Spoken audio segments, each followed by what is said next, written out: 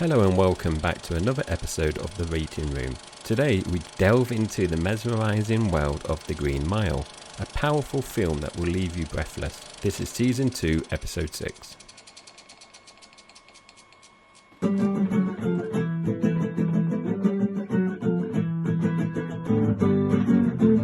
Rating Room.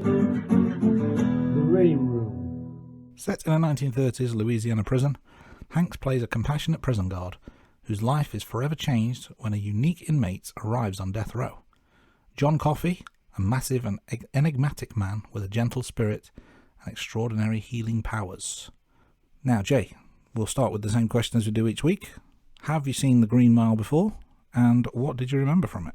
I have seen this one before, Andy, but I would say this is one of the Hanks films that I've seen the least amount of time. So I would say a couple of times max. I remembered the general plot and some of the characters. I remembered the mouse and the sad ending, but there were things when I was watching it, I thought, I didn't remember this, or how are they going to kill this particular person off? Because I couldn't remember like a lot of it. What about you, Andy? Have you seen this one before, and what did you remember? Seen it at least a couple of times as well, probably a good 10 years since I've seen it last. I would say I remembered most of the plot, a few specific scenes, like I remember an execution going wrong because of a dry sponge. I remember John healing Paul by grabbing his crotch. Probably need to add some context to that when we get to that part later. I also remember Mr. Jingles and a few others for the things I kind of remembered as the film progressed. As I was rewatching it, things came to mind along the way. So let's talk about the cast before we start talking about the other bits of The Green Mile. So as we're doing Tom Hanks in Season 2, it's obvious that Tom Hanks is in this film. So he plays Paul Edgecombe. We have Michael Clarke Duncan playing the part of John Coffey. David Morse as Brutus Howell. And we also have Sam Rockwell as Wild Bill Wharton, amongst others. Yeah, there's quite a strong cast, isn't there, Andy? We can't put everyone in, can we, this section? So we just picked 4. Our next regular segment is the box office. So I'm just going to give us a quick headlines before we kind of dig in a bit deeper. So the budget was $60 million. The box office was approaching $291 million. And that means when you adjust the box office to today's money, it is just over $529 million. So that's a pretty good return. However, The Green Mile never made it to number 1 in the US weekend box office charts. It enters the chart at number 2 and stayed there for a couple of weekends before peaking at number 2 again on the 5th weekend. Now, the big question on everyone's lips is, which famous actor kept Tom Hanks in The Green Mile off the top spot? Well, it was a guy by the name of Tom Hanks in the film Toy Story 2, which was number 1 for 3 straight weeks. Yeah, and when you look at the top 10 chart, it did include a mix of films. So The Green Mile, when that was released, the other films were Deuce Bigalow, Male Gigolo, a film I've never seen, and James Bond in The World Is Not Enough, which we've seen that one before, haven't we, Andy? It rings a bell, yes, vaguely familiar. A few others that may be vaguely familiar are Arnold Schwarzenegger's film End of Days and Tim Burton's Sleepy Hollow with Johnny Depp. And another film we should give a shout out at this point to an actor we discussed a few weeks ago, and that's Denzel Washington. His film The Bone Collector was also out around this time. Yeah, I did enjoy The Bone Collector, not so much Sleepy Hollow or End of Days. Now, The Green Mile was the 12th highest grossing film in the US box office. And in the top... Sorry, let me do that again. The Green Mile was the 12th highest grossing film in the US box office in 1999. The top 3 films in 1999 were Star Wars Episode 1, The Phantom Menace, The Sixth Sense, and Toy Story 2. And it's probably worth noting as well, since we mentioned The World Is Not Enough earlier, the 12th spot was 2 places higher than The World Is Not Enough with Pierce Brosnan. So, let's talk about the awards. The film was nominated for 4 Academy Awards in Best Picture, Best Actor in a Supporting Role, Best Adapted Screenplay, and Best Sound categories. However, the film failed to win any of these categories. Andy, were you surprised Tom Hanks didn't get a Best Actor nomination, considering we're in episode 6 and he's had some nominations and wins already, hasn't he? He's certainly done pretty well for himself. I would say not totally surprised by that, but I was very surprised about Best Actor in Supporting Role not being the winner, because I'm assuming that was for Michael Clarke Duncan for his role as John Coffey, which I thought was tremendous, which we'll get onto, but I'm surprised it didn't win. But it did find success in the Saturn Awards, which honours films in science fiction, fantasy and horror. It won the Best Action/Adventure/Thriller Film, Best Supporting Actor and Best Supporting Actress categories. So here's some more facts about the film. So the year it was released was 1999. It was directed by Frank Darabont, and the soundtrack composer was Thomas Newman. I feel like he's done a few of these films with Hanks. Feels like we mentioned his name at least once before. Yes, yeah, we have, haven't we? Now, so we're going to talk about some general points. Not many this week, just because, The Green Mile is a long film, so we've only done a few general points before we start talking about the rewatch component. So the film is based on a Stephen King novel of the same name. Originally, the book was released in 6 volumes before being released as one novel. So Andy, I have texted you about this, haven't I? I bought the Stephen King novel of The Green Mile from a charity shop not too long ago. I've not started reading it yet, Andy, but I am looking forward to reading it. I do remember you telling me that, and it gets me every time I hear that this is a Stephen King film/novel, because it just feels a little bit different to other Stephen King material. It does. And Andy, I know we're not doing book versus movie in season 2, and we obviously did that in season 1, and there are quite a few differences between the novel and the film, which we won't go into now. Good to do some research off air, maybe. But getting back to the film version, it was the 3rd time that Frank Darabont had directed a film, and in total he only had directed 5 films. He'd previously directed The Shawshank Redemption 5 years prior to The Green Mile, and he's also directed a number of TV episodes, as well as developing the Walking Dead comic for TV before departing the series. Excellent TV show, I have to say, at this point. It is a good TV series, Andy. I did stop watching it, though. I must admit, I've read quite a few of the graphic novels of The Walking Dead, but I did stop watching the TV series. I can't remember which season it was, but it was the one season after they brought in a character with the baseball bat. So I watched the season after him when he was introduced, and then I stopped watching it. I can't remember which one that was. There was about 3 more series, I think, after that, and then there's various spin-offs. There's Fear the Walking Dead, and The Walking Dead The World Beyond, and The Walking Dead Phantom Menace, and The Walking Dead The Two Towers, and whatever else they made. It seems that they are certainly churning out various spin-offs of spin-offs of spin-offs. Yeah, it seems to be a growing universe of franchise there. Now, let's get back into the film. So, Bruce Willis apparently introduced Michael Clarke Duncan to Frank Darabont, having worked together on the film Armageddon. I was a bit surprised because I thought this is the film that made Michael Clarke Duncan, but obviously he was in Armageddon. And famous NBA basketball player Shaq O'Neal was offered the role of John Coffey. I could see that physically, but maybe not from an acting skill perspective. But talking about possible casting choices, John Travolta turned down the role of Paul Edgecombe, another role for Hanks that Travolta was offered. Because if we think back to Forrest Gump in episode 2, we mentioned that Travolta turned down the role of Forrest Gump and then went on to make Pulp Fiction, didn't he? He did. And what I find fascinating about this, Andy, and I don't think we really touched on it, or we didn't go any deeper really in terms of John Travolta. John Travolta, he kind of exploded again in Pulp Fiction, didn't he? So I find it quite fascinating that he was still being offered roles before he was, I don't know, what is the word, Andy? How would you say? He came back. It was I find it fascinating. The resurrection of JT. Resurrection, yes. Yeah, so I do find it fascinating that he was still getting offered these big roles. And he was turning them down, though, as well. So he was waiting for the right film to come back, and that was obviously Pulp Fiction. Now, let's start talking about the rewatching. So we've obviously watched the film now. We're going to talk about, for a little while now, we're going to talk about the film.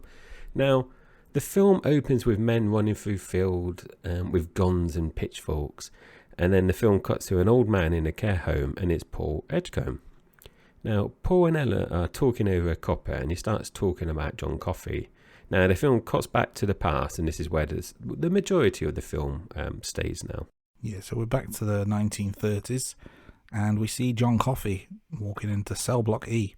He is massive, and he's chained up.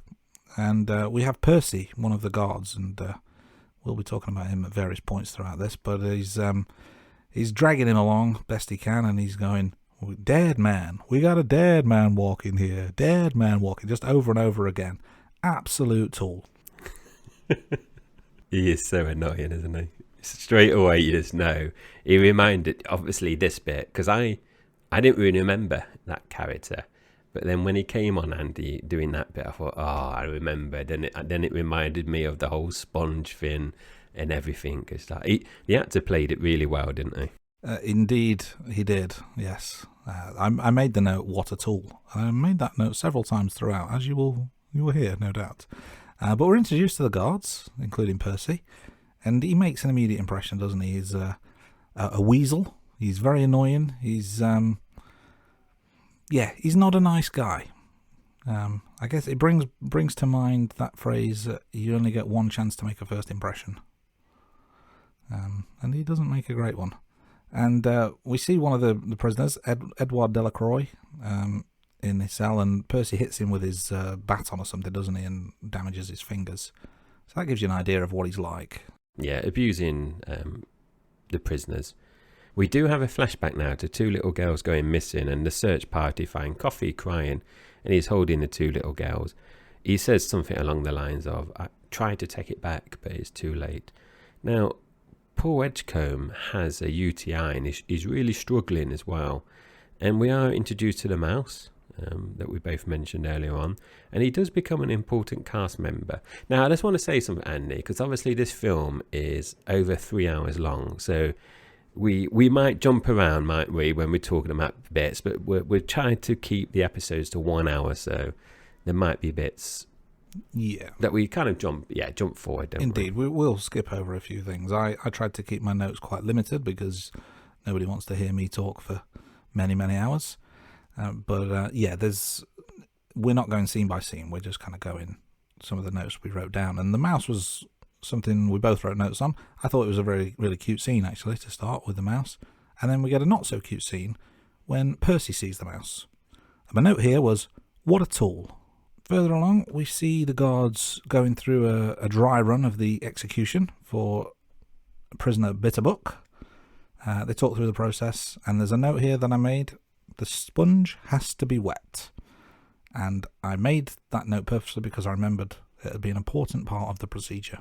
It is a very important part of the procedure. Now for the real thing, and the electric chair doesn't kill him on the first attempt, and have to turn the power on again.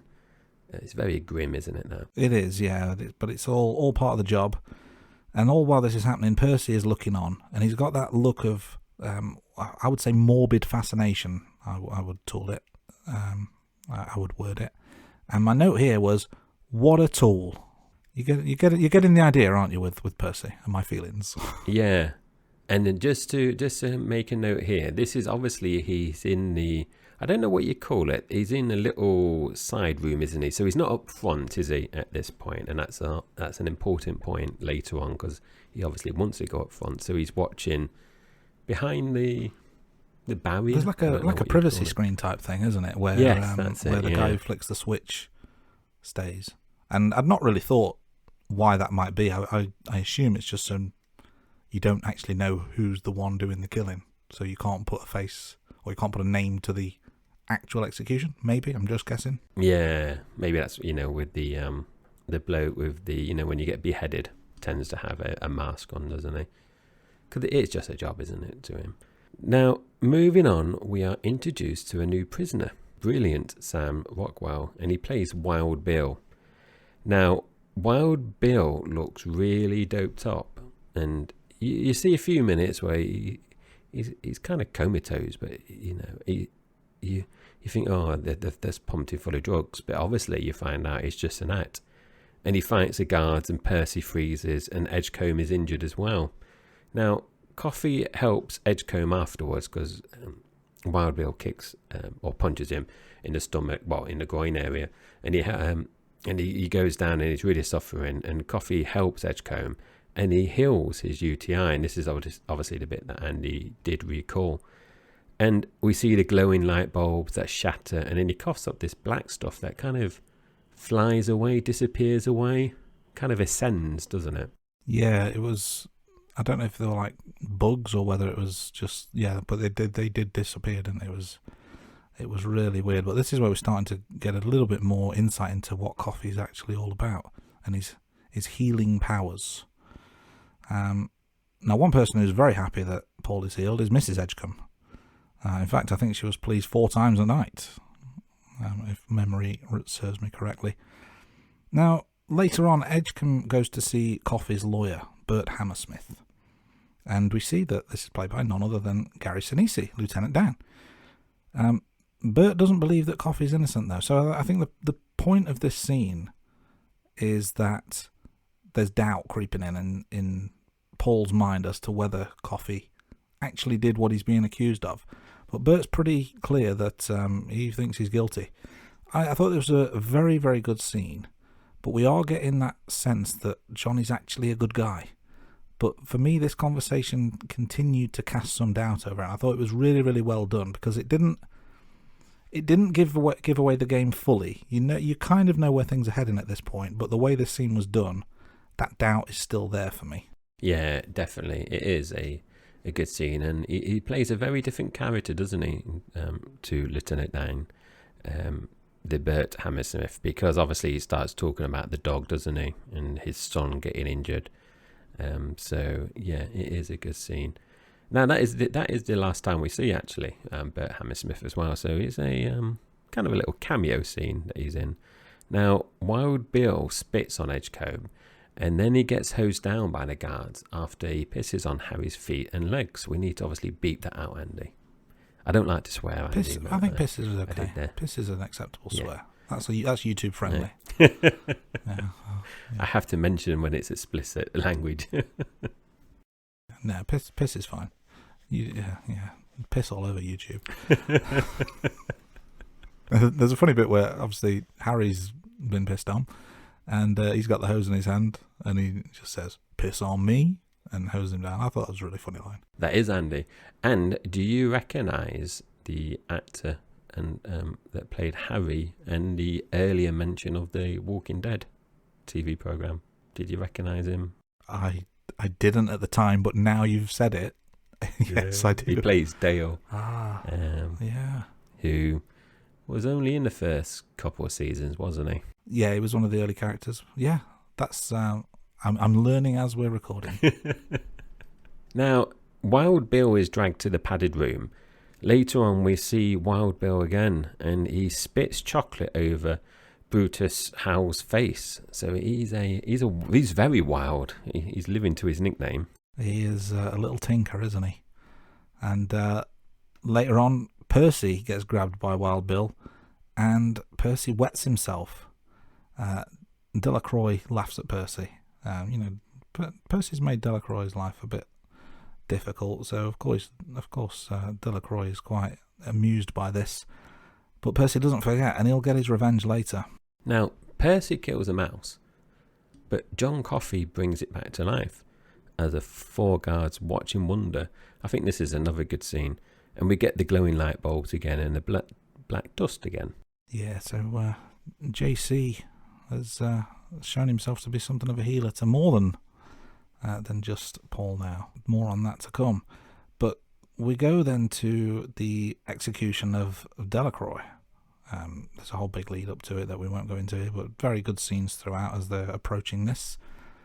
And Percy deliberately doesn't wet the sponge. Now, I mentioned this earlier. This is gonna cause a problem. And he also spitefully tells Delacroix that there's no such thing as a mouseville. And again, what a tool. Just needlessly spiteful and just terrible. I do have a little side note here, though. Do we know what it was that Delacroix did? I'm assuming it's got to be pretty bad because it's got him the death penalty. But on the surface and the way the character is portrayed in Death Row, he seems like quite a sweet and simple man. So it's kind of, it doesn't register. He must have done something horrendous, but do we know what it was? We don't know in the film, but it is explained in the book, Andy. So he seems a sweet and simple man, but when I'm going to tell you something, Andy, you're going to have second thoughts about this. Now, he's in prison because he raped and killed a little girl. And then to hide the evidence, he burnt down the building. But there were 5 or 6 people in the building, including children, so they died as well. So that is covered in the actual book, but it's never mentioned in the film. So not so sweet and simple man. In fact, f*** Delacroix. F*** that motherfucker. There, I'll get the beeper button out. Because when you think about it, Andy, he's pretty much done what Wild Bill, you find out Wild Bill has done. Yeah, but he seems so nice. Wolf in sheep's clothing. Yeah. Because I'm looking forward to reading the book, and I wonder if it goes in a bit more deeper into that, and I wonder what his character's like in the book. If he's, like you said, sweet and simple man in the film, is that how it's portrayed in the novel? Yeah, very, very interesting. But yeah, I take back my sweet and simple comment if indeed that's what he's done in the film. Let's just say in the film, the film version, he just did some petty theft, like some shoplifting or something. That was all it was. Now, Edgecombe notices that the sponge is dry, but it's too late. Now, the switch is turned on and Delacroix goes through this very painful execution that seems to last for ages. Now, this scene was very grim and very dark. It was quite difficult to watch, Andy, this particular scene. And it was difficult for Percy to watch because at one point he tries to turn around, doesn't he? But poor Edgecombe makes him watch. He does, and rightly so. Yes, because even what do you call it? The audience, the people that just want to go and watch. The viewing gallery. Yes, yeah. Even some of those were struggling as well. They were trying to... I think they all ran out of the room, didn't they, as it progressed, yeah. Yeah, and the warden even mentioned something about the smell staying around for years, doesn't he? I can't remember his exact quote, but he does say something like that.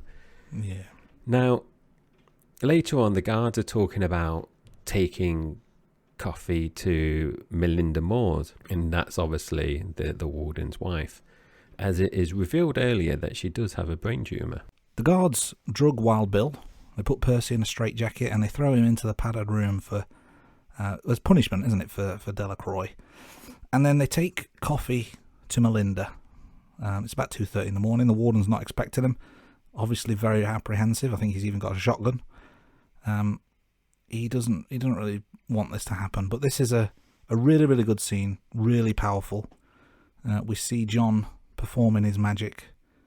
And it kind of emanates all around the room, doesn't it? The room shakes, the clock stops, the house is rocking. And he's taken away the brain tumour, or at least that's the implication. Straight away, Melinda's looking younger, she's looking healthier.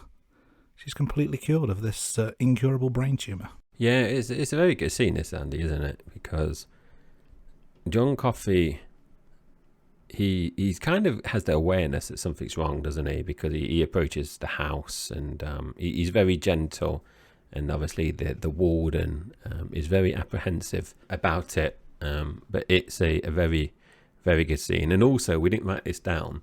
He hasn't breathed out the black dust, has he, yet? And I think it's either Paul Edgecombe or Brutus mentions that, don't they? They say, don't you need to kind of like spit it out or breathe it out, don't they? They make it. Yeah, he's doubled over on the floor coughing, isn't he? But he's not actually spat anything up. Indeed. Now, they take Coffee back to prison and they let Percy out of the padded room. Now, Coffee grabs Percy and he breathes this black dust stuff into his mouth. Now, obviously, he's been holding it in. This surprised me, Andy, because I didn't remember any of this bit. Percy is kind of like in shock when this has happened, but he kind of like starts walking back down the aisle, and he's walking past Wild Bill, and then he stops and he turns around and then pulls out the gun and kills Wild Bill, and then the black dust then leaves Percy. So I didn't remember any of this. No, I didn't remember that either, but that's karma for you, isn't it? That is karma. Very, very, very, very well done. a bit surprised. I've not made a note of this, but it's a bit surprising that, considering John Coffey's character so far, it's surprising that he would have done something like that, which was quite, vengeful, as it were. Not just turning the other cheek and forgiving like another famous JC might. Indeed, and it's very much two birds with one stone as well. So it's and I don't know what your thoughts are, Andy. I know we haven't finished the film yet, so I don't know if you think it's a kind of God-given gift, or is this more of a fantasy element, and it's just some kind of like magical power that he's kind of been born with? I don't know. I didn't give it much thought. Obviously, Paul Edgecombe is leaning towards the religious side, isn't he? 'Cause he's a God-fearing man. I think there is. You might have made mention to it earlier about it's like he came down from heaven, or something. There's not an exact quote, but it was something along those lines. And his initials are JC. Indeed, yeah. Edgecombe asks Coffey why he did it, and Coffey shows him a vision. And this is obviously when we find out that Wild Bill was the one who killed the two little girls, and I'm sure he did a lot more other things as well. Yeah, that's a really powerful scene as well, and we'll play into what happens a little bit later on. Now, Percy, because of his actions, ends up in the mental hospital, Briar's Ridge, I believe it is, which is a fitting end for him because that's where he was wanting to work, wasn't it? That's where he was going to transfer to, and he has been transferred there, just not in the capacity that he was expecting. And I'm quite, because when they were talking earlier on in the film, and they were saying that he's basically looking to transfer to a mental hospital, I was just thinking that must be the worst place for him to go, because he's just going to abuse the patients, isn't he? And no one's going to believe the patients because of the mental health patients. So I think, like you said, it's a very fitting end to that character arc. We have another good scene between Coffey and Edgecombe where they're talking about God and the execution.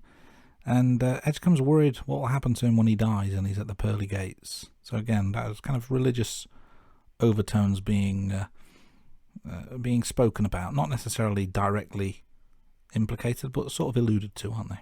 Yeah, that is a good scene, because it's Paul Edgecombe. He pulls up a chair. You got Brutus Howell just behind him, and they're just talking to Coffey in his cell. It's very good. Now, it's the night of Coffey's execution, and we see Coffey, and he's very relaxed and he's at peace. He's obviously mentioned to Paul Edgecombe, didn't he? Because Paul Edgecombe said something like, "Do you want me to like let you go, or like open the doors?" And John Coffey, I can't remember his exact quote, but he was saying it was like glass or something, in his head, or it was like the pain. I can't remember the exact quote he says, but he was just basically in constant pain, wasn't he? So yeah, he mentioned something about being tired and how the world is full of hate, and he can feel it all the time. Yeah, lucky he wasn't on social media these days, wasn't it? So a modern day film of the Green Mile is nowhere near as heartwarming or powerful. That's for sure. So he is at peace and he's relaxed. However, he does get scared when he enters the room where the electric chair is, and he feels all the hate from the public. And I think it's the dad of the two dead girls shouts some stuff out, and the mother does at some point as well. And the guards tell Coffey to feel how they feel, so they kind of like have their love for him. Now, Coffey does ask not to be masked because he's scared of the dark. So they're going to see his expression throughout the execution, which must be very daunting, off-putting, must be upsetting for the guards, especially they know what kind of abilities he has. Just before it happens, I thought this was touching. Edgecombe, he kind of touches Coffey's hand, and I'm not quite sure if it's a handshake. I think it's just kind of like, just grabs his hand, doesn't he? And then Coffey is obviously electrocuted. Yeah, it's kind of a handshake grab, but not a full-on handshake of two men meeting. I think that would be quite it's well, not dangerous, but it's quite a controversial thing to do, because obviously in the minds of everyone else in the room other than the guards who know different, this is a cold-blooded killer. Why would you shake his hand? Yeah, I agree. And I don't think, Andy, the warden is present, is he, during the execution? I don't recall seeing him in this scene, I'll be honest. But yeah, he's, like you said, he's electrocuted. Now, I did have a question at this point around the guard who flicks the switch behind the privacy screen. He doesn't know about coffee and his powers, does he? Because when we think back to earlier in the film, when obviously the guards see what he does with the mouse, he's not part of that crew, and he's not part of the crew that takes him to Melinda's either. So I'm assuming he doesn't know. In fact, I don't actually recall seeing him in any place other than working the switches. I agree. And I thought that as well, Andy. So was he crying? Because I thought he looked like he was crying. I'm not sure. I think he may have been the only one who was somewhat neutral. That's what made me think of that, is that he wasn't acting particularly upset, or at least from memory. I don't recall him being particularly upset, and I don't recall seeing him in the scene, so that makes me think that maybe he's not privy to what Edgecombe and the other guards know. But it's Bye-Bye John Coffey, in quite a sad scene, has to be said. We're back to the present day, and then Edgecombe explains that it's him. Him and Brutal changed jobs after that night. They couldn't go through any more executions. And then Paul and Ella go to a cabin in the woods, and we find out that Mr. Jingles, the mouse, is still alive. And not only that, but Edgecombe is 108 years old. So his the mouse being alive is incredible for that amount of time. So this is, let me do the maths on this, because I think he says he was 44 when John Coffey came into the room. So this would have been 64 years later, which would probably fit with the timing of the mid-30s, or early to mid-30s setting and the late 90s release. But yeah, he's 108 years old, and I think he even says something, doesn't he, about that his punishment is to be alive when everyone around him dies or something. He does, yeah, because he mentions some people dying, and he mentions his wife, Brutus Howe, and obviously we see Ella as well in her open coffin. So I wonder, Andy, and I shouldn't laugh, but this reminded me of the film Highlander. Now, you might wonder why, but in Highlander, the character, Christopher Lambert plays, I can't remember his name, MacLeod. He says, doesn't he? He keeps moving, so no one ever gets suspicious. I wonder if that's what Paul Edgecombe does, or he just basically stays in the same care home, and he's just like really old. It's weird, because he is clearly an old man, but not necessarily 108 years old to look at. So it's not like he's I don't think he's immortal, is he? Because he's not. He doesn't look like Tom Hanks, because it's not Tom Hanks. But do you know what I mean? He's just aging a little bit slower than others around him.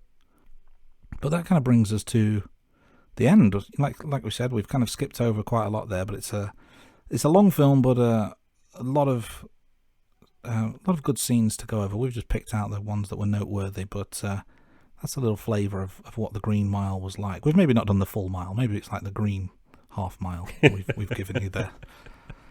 The Rain Room. This podcast is nothing without opinions.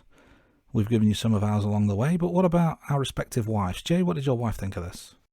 So she has seen it before, but she didn't watch it with me this time round. She's just been busy at the moment, and we don't seem to be able to get the diaries to work at the moment. So she has missed a few films in season 2, hasn't she? So in season 1, she did watch every James Bond film, which I was surprised about. But yeah, she has missed a few. I remember watching this for the very first time, Andy, with the missus when we were courting before we were married.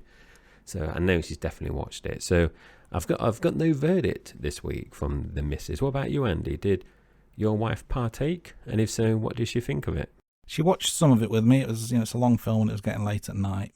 So she didn't watch the whole thing, but she has seen it before and she does like it. She doesn't like that the mouse gets killed, even though it is only briefly. and she doesn't like the sad ending. I mean, when I say she doesn't like, I mean not that she thinks it's bad. She doesn't like watching things that are upsetting, and particularly if there's like animals dying. That's just like a trigger for her. So, like take a film like John Wick, for example. We've never seen that. We never will, because my understanding is a dog dies. So that's an absolute no-no. It is a good film. It is a very good film. If you like action films. But yeah. And it looks good apart from the dog dying, which is what gets it banned from our house. But no, she has seen it with me before, and she liked it, and she enjoyed what she saw with me. But yeah, life just gets in the way sometimes. But enough about our wives. This is our podcast, not theirs. So let's get some ratings on the rating room. Jay, why don't you kick us off? What do you give this 1 out of 10? So Andy, I've struggled. I've been very generous so far, and obviously we're going to go through the ratings and rankings later on in more detail. So I'm going to give The Green Mile 7 out of 10. For me, it was a bit too long and slow in parts. What about you, Andy? How do you think this scores out of 10? This was a massive step up from last week's film that we watched. I loved it, and I've given it 9 out of 10. Very, very impressed. So, what do the good people at IMDb think of The Green Mile? Based on the day that we're recording this, the score out of 10 on IMDb is 8.6 out of 10, so that's very high. Near your 9 out of 10, really, Andy. Seems we've got similar thinking. Now, Rotten Tomatoes has given this 79% on the tomatometer, certified fresh, but the audience score 94%. So very generous from the Rotten Tomatoes audience. Yeah, so pretty high across the board. Mine, I would say, is above average, but it's got a good, strong scoring across the 4 important metrics, Andy. Me, you, IMDb, and Rotten Tomatoes. The four pillars of film criticism. Let's get into the next segment, and this is called Which Tom? So in this segment, we pretend to be the casting couch. We are recasting the Tom Hanks roles with another famous Tom. During season 2, we have the chance to cast either Tom Holland, Tom Hiddleston, Tom Cruise, or Tom Hardy. Jay, you kick us off every week, so let's keep that tradition going. Who are you picking and why? So Andy, I've mixed it up a bit here. So I've gone with Tom Hiddleston. Now, I can't see the other Toms playing Paul Edgecombe. Really, I don't see it. Now, I said I put a twist on it because, Andy, I've expanded my casting. So instead of just recasting Tom Hanks, I'm also going to recast some of the others. So I've recast Brutus Brutal Hal with Tom Hardy. So David Morse is being moved to one side. Now, I've cast Tom Holland as Dean Stanton as well. And I've then gone for Tom Cruise as Percy. So I picked all 4 Toms this week, Andy, but my main Tom, there's a lot of Toms in this, is Tom Hiddleston. Indeed. So which Tom? It was all Toms. Now I can see Tom Holland as a young version of Percy. Having that someone younger showing that level of entitlement that he shows, I think that could make for an interesting dynamic, because we didn't really touch on it much, but as well as being a tool, Percy does have that sense of entitlement, doesn't he? Because he's the nephew of the governor's wife or something along those lines, so he thinks he can just do whatever he wants. And I think someone like Tom Holland in that role could be quite fun. But for the role of Paul Edgecombe, I'm going with Tom Cruise. I think he's got that ability to play a good guy, but with a bit of an edge. And I think in a job like this, where you are executing people on a regular basis, you need some shades of grey. It's not just it's not a hero's role, is it? So I think Tom Cruise would be able to kind of combat the good with the bad. So this next segment is the 6 degrees of James Bond. So we're basing this segment on the concept that we are all connected to one another by only 6 degrees of separation. Indeed we are. So as we discussed in the past, season 1 of The Rating Room, we rewatched all the James Bond films and discussed them. So in season 2, we're going to explore how Tom Hanks links to the different actors in the James Bond films. We've explored the Tom Hanks connections with Sir Sean Connery, Jules Lazenby, Sir Roger Moore, Timothy Dalton and Pierce Brosnan. So that leaves us with only one Bond, because as of today they haven't recast the James Bond to another actor. So we're going to explore how Daniel Craig is linked to Tom Hanks. So Andy, do you want to kick us off? Yeah, nice easy one. Daniel Craig was in Road to Perdition with Tom Hanks.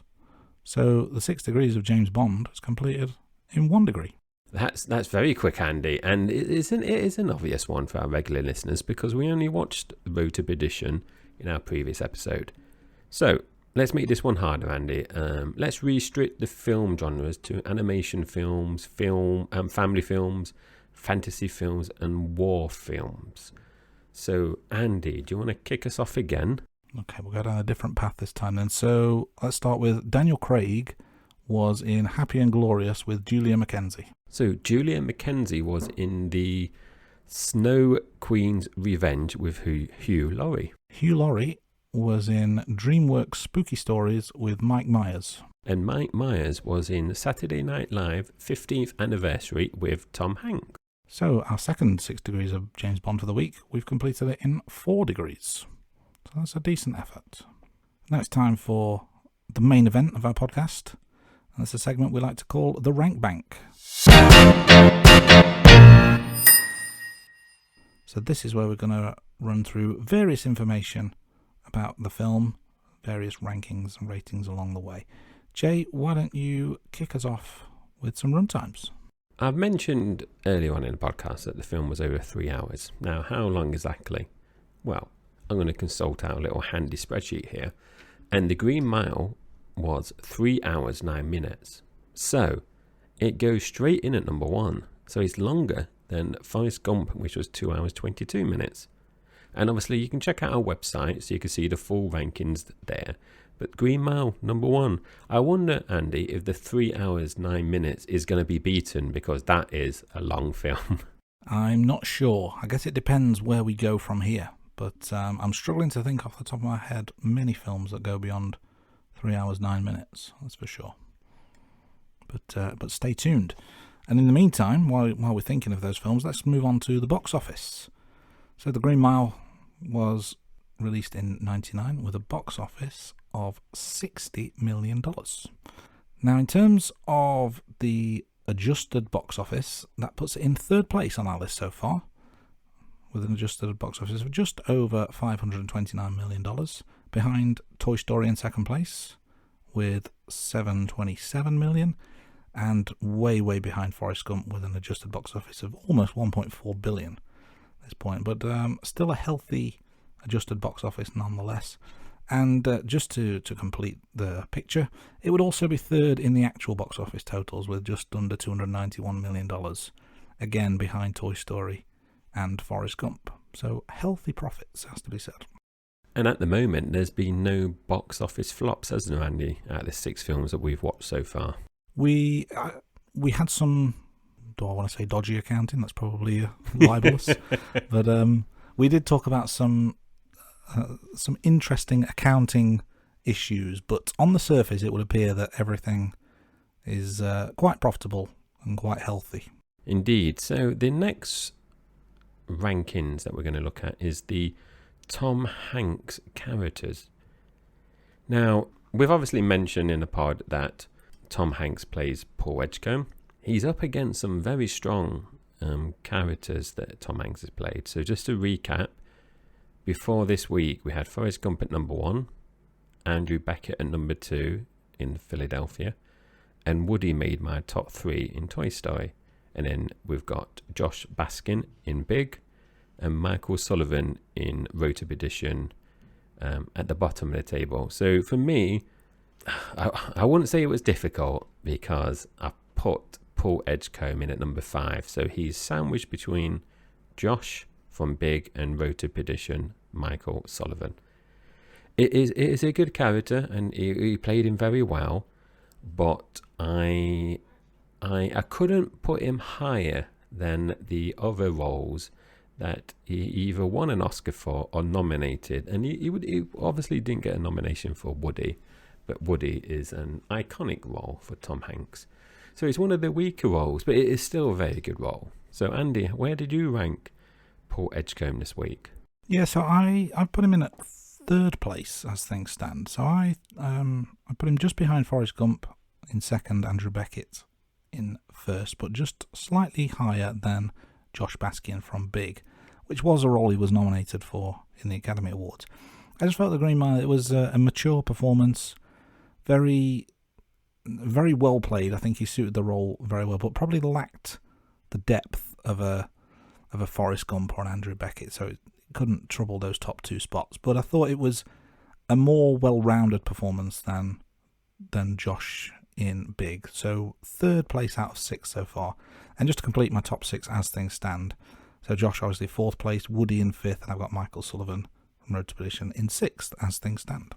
And I think, Andy, one of the things, I won't necessarily say it goes against Tom Hanks, but in the Green Mile, there was a lot more actors in supporting cast roles. So even though, obviously, the 3 hours, 9 minutes is going to have a lot of screen time, you had strong supporting characters as well. Whereas in Forrest Gump, it was him. And I know you had Jenny, but it was largely focused on Forrest Gump. And then Andrew Beckett, you'd still had Joe Miller and Denzel, but it was pretty much Denzel and Tom Hanks. Whereas this one, it did involve a strong supporting cast. I totally agree with that. I think more standout roles for Philadelphia and Forrest Gump.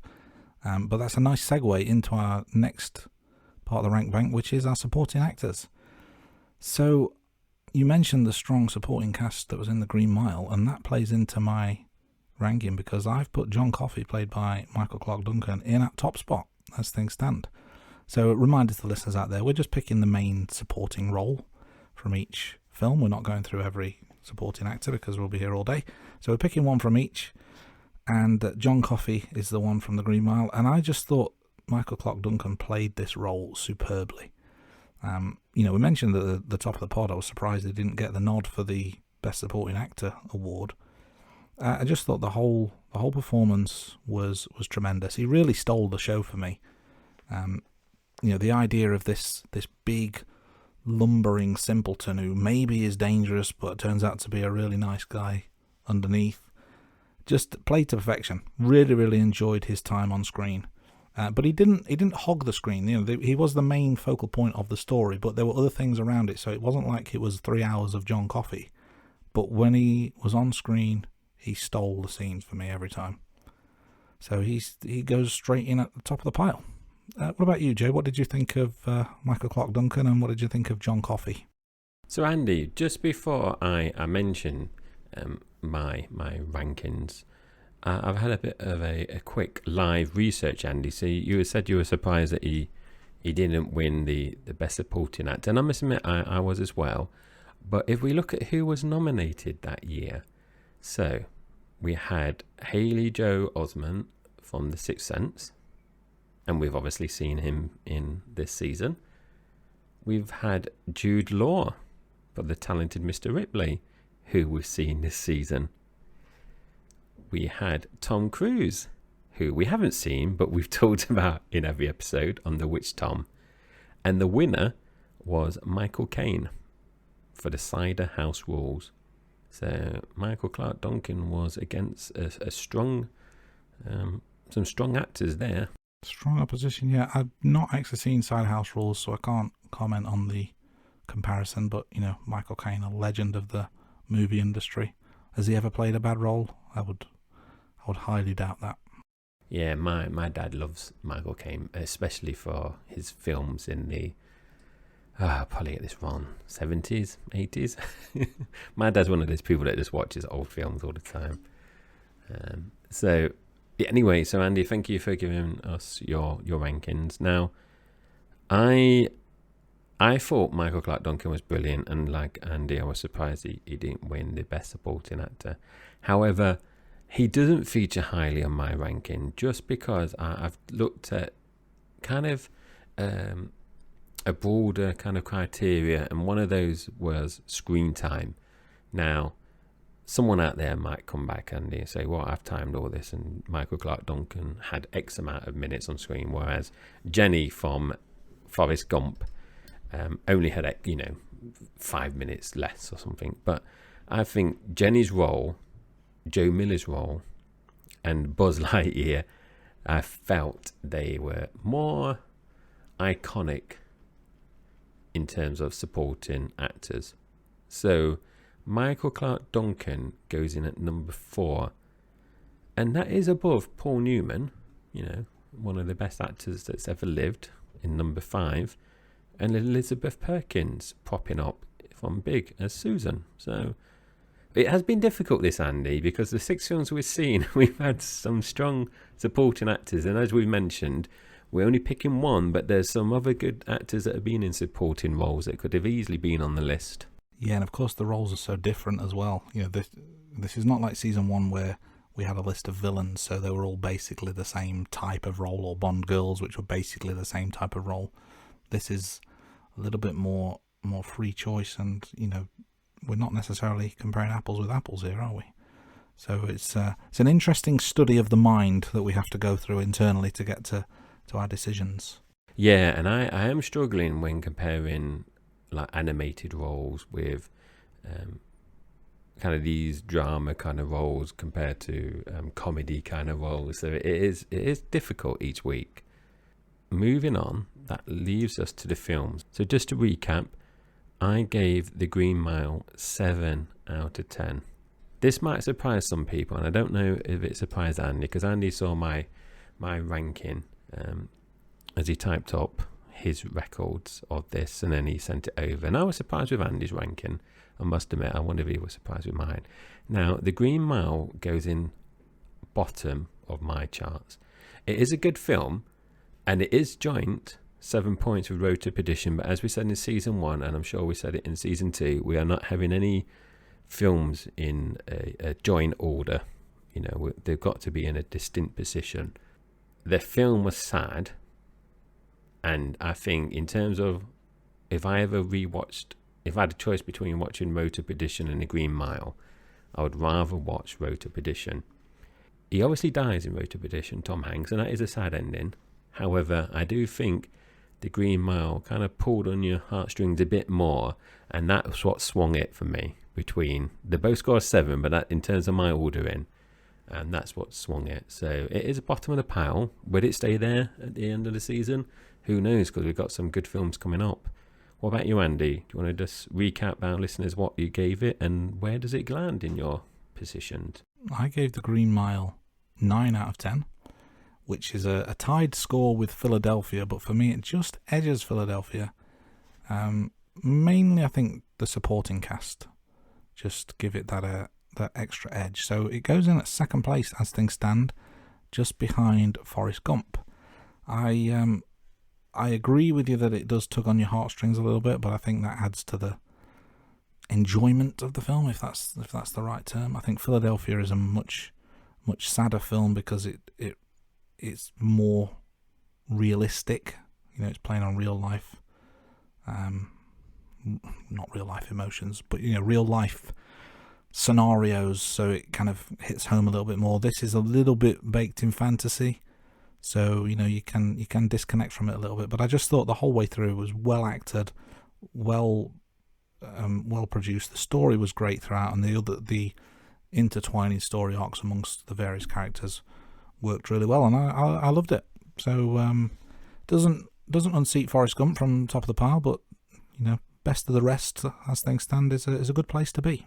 And Andy, just before we finish, I do want to say as well, and I don't think I mentioned it here. One of the things that went against The Green Mile for me was the length, and I know we're not doing this in season 2, but I did find myself looking at my phone a few times. There you go. Just goes to show you that length is not everything. And on that bombshell, let's bring this podcast to an end since I've lowered the tone. Thank you everyone for tuning in. We hope you enjoyed today's episode.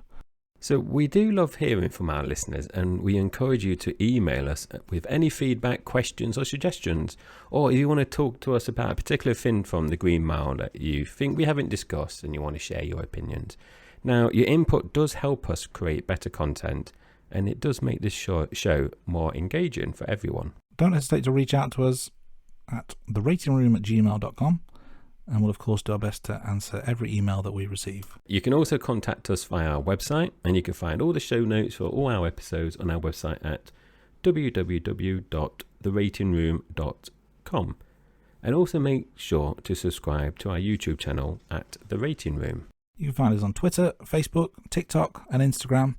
Follow us on @TheRatingRoom, send us a message, leave us a comment, like, subscribe, share. And feel free to follow us to stay up to date with all the latest episodes and news. So, last thing to say is, what are we doing next week, Jay? Well, this is your podcast more than it is mine. You run this ship, don't you? You're the captain. Well, guess what? I'm the captain now. And next week, we're going to be talking about Captain Phillips.